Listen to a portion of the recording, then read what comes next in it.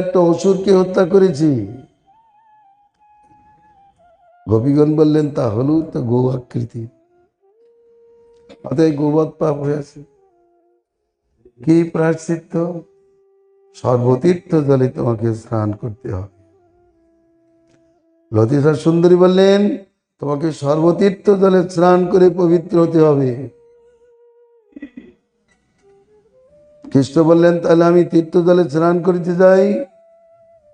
তারা বলে, না না না, তুমি একটা তীর্থ জলে স্নান করে এখানে এসে বলবে আমি সর্বতীর্থ জলে স্নান করেছি, তা হবে না। সর্বতীর্থ এখানে এনে স্নান করতে হবে আমাদের সম্মুখে, তবে আমরা বিশ্বাস করব। এটা সামান্য ব্যাপার। ললিতা সখী কেন বলছেন? এর অন্তরে অনেক ভাবনা সিদ্ধান্ত রয়েছে যে তীর্থগুলি এখানে এনে স্নান করব। প্রসঙ্গটা পরে বলছি। তিনি বললেন, এটা সামান্য ব্যাপার। তাই বাম পায়ে পদাঘাত করতেই একটি কুণ্ড প্রকাশিত হলো। স্মরণ মাত্রই সমস্ত তীর্থ মূর্তিমান সেখানে উপস্থিত হলেন।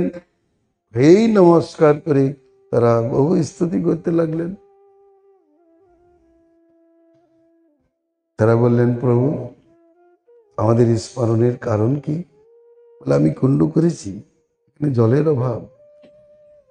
তোমার তো সংখ্যায় অনেক, বিন্দু বিন্দু দ্বারা এই কুণ্ডটাকে পূর্ণ করো যথাজ্ঞা। বিন্দু বিন্দু দিয়ে পূর্ণ করেছেন। তাহলে কত তীর্থ ছিল জগতে, তারা সেখানে এসেছেন। সোজা কথা না, বিন্দু বিন্দু দিয়ে কুণ্ডটা পূর্ণ করলেন। ভগবান শ্রীকৃষ্ণ ললিতা সখীকে দেখে বললেন, দেখলে তো সব তীর্থ এসেছে। তাদের নাম জিজ্ঞাসা করলেন, তুমি কে, তুমি কে, তুমি কে? তারা সব পরিচয় দিলেন। সব তীর্থ এসেছে, সর্বতীর্থ জল সেখানে। তিনি প্রথমে স্নান করলেন। স্নান করে উঠেই বলছেন, আমি এবার পবিত্র হয়েছি তো? বলে, হ্যাঁ। বলে, এই সর্বতীর্থ জল এখানে, তোমরাও স্নান করো। তারা বললেন, না না না না, গোবদ্ধভূত জলে আমরা স্নান করি। তীর্থ মানুষের পাপ নিয়ে অপবিত্র হয়। তোমার যত গোবদ্ধ পাপ, সেই পাপ ওই জলের মধ্যে বর্তমান। আমরা ওই জলে স্নান করবো না। শ্রীমতী রাধারানী বললেন, সখীগণ, কৃষ্ণ যদি কুণ্ড করতে পারে, আমরা একটা কুণ্ড করতে পারি না? বলে, নিশ্চয়ই, লাগো। সঙ্গে সঙ্গে কঙ্কন ভেঙে তারা পশ্চিম দিকে জেদ করে কুণ্ড করতে আরম্ভ করলেন। শ্যামকুণ্ডের পশ্চিমেই তারা খোদাই করতে লাগলো। কেউ হয়তো বলতে পারে, কৃষ্ণ পদাঘাত করে কুণ্ড করেছেন, রাধারানী কেন পদাঘাত করে করতে পারেন না? করতে পারেন, আবার করতে যেও অসুবিধাও সৃষ্টি হয়। কৃষ্ণের ভিন্ন প্রকারে করব। কৃষ্ণ যদি বাঁশি দিয়ে খুব করতে পারে পাণ্ডির বনে, আমরা কঙ্কন দিয়ে কিছু করব। কঙ্কন দিয়ে খোঁড়া আরম্ভ করলেন, খুললেন। কৃষ্ণ বললেন, জল পাবে কোথায়? সব তীর্থ এখানে এসছে। রাধারানী বললেন, হ্যাঁ, মানসী গঙ্গা আসেনি, মানসী গঙ্গা আছে, আমার শত সহস্র সখী আছে, এক গড়া করে জল আনলেই কুণ্ড পূর্ণ হয়ে যাবে। বলে, করো। করতে লাগলেন। কিন্তু তীর্থগণের ইচ্ছা ছিল যে তীর্থেশ্বর শ্রীকৃষ্ণের চরণে স্পর্শ পেলেন, রাধারানী তো চরণে স্পর্শ প্রত্যেক প্রয়োজন, তা না হলে তো তাদের জীবনে সার্থকতা আসে না।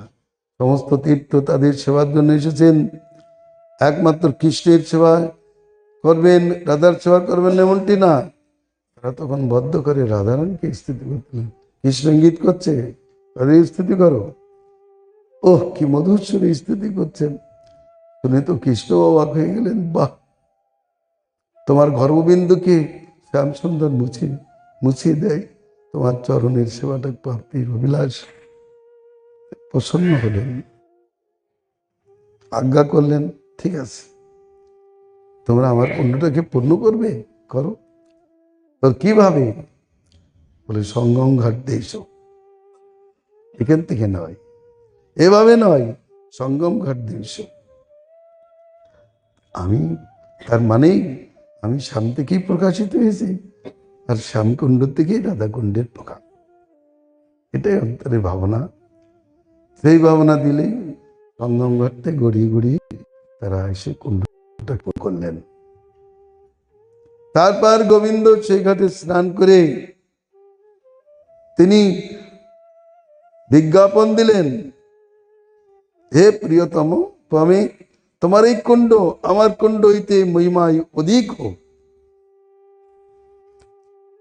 তোমার এই কুণ্ড আমার কুণ্ড হইতে মহিমায় অধিক হোক, ইহাতে আমার জলকেলীয় স্নান হইবে। শ্রীমতীও প্রতিজ্ঞা করিয়া বলিলেন, আমিও নিজ সখীদের সহিত আসিয়া শত অরিষ্ট মর্দন হইলেও ওই কুণ্ডেই স্নান করিব। এবং যে ব্যক্তি ভক্তিবারে অরিষ্ট মর্দন তোমার কুণ্ডে স্নান তার তটে বাস করিবে, সে আমার অতি প্রিয় হবে। এই জন্য রাধারানী কৃষ্ণ গোবিন্দ কুণ্ডে গোবিন্দ ঘাটে স্নান করে, আর রাধারানী মানস পাবন ঘাটে শ্যামকুণ্ডে স্নান করে।